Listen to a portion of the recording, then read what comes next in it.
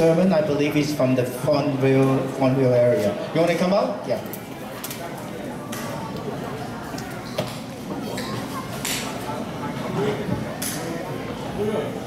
Be careful, eh?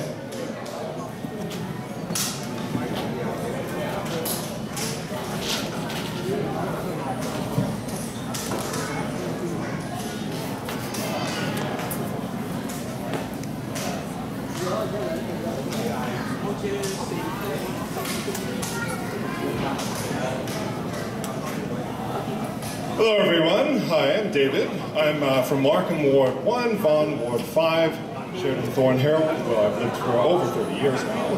And I've had the pleasure of living there with all of my family. I have brothers, sisters, uncles, aunts, cousins, second and third cousins who all live in the area, so I have a pretty fair vote just from family alone. I've spent over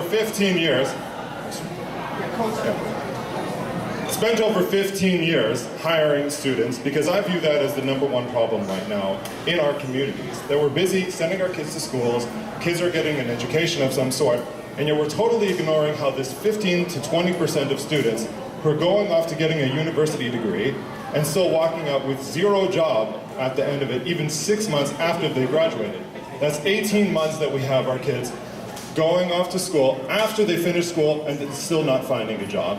And this is an issue that has been being ignored for decade after decade after decade, and something that I'm taking upon myself to be fighting for these students.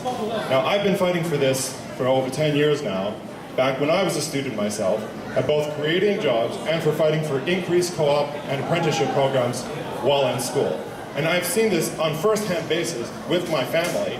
I've had my own brother in apprenticeship programs, my own sister participate in this experiential learning as well as getting jobs placement. And it has a tremendous effect whether you see someone having that early placement in a co-op, which we have over 250,000 vacancies opening up in the next decade, and we still have students who are being pushed towards programs where they won't be finding jobs.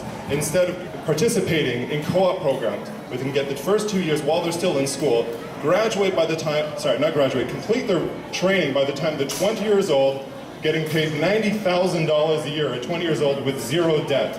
Instead, they continue to push kids towards programs where they're going to be graduating with about $30,000 to $40,000 of debt and no job at the end of the day. And that, to me, is the bottom line. We are all focused on education. We're all focused about how we're teaching and improving the quality of our education. But we have to get back to, at the end of the day, we're teaching our kids so that they can turn into productive adults, a massive part of which is so that they're going to be finding jobs down the road.